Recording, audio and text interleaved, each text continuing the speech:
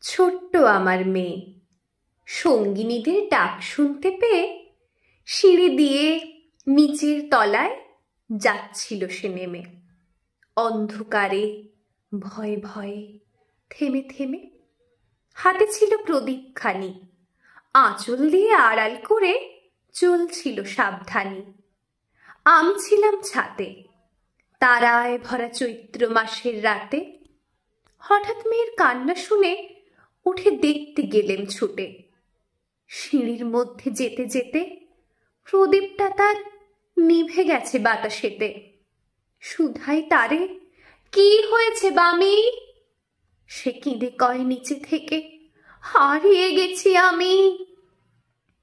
তারায় ভরা চৈত্র মাসের রাতে ফিরে গিয়ে ছাতে মনে হলো আকাশ পানে চেয়ে আমার বামির মতোই যেন অমনি কে এক মেয়ে।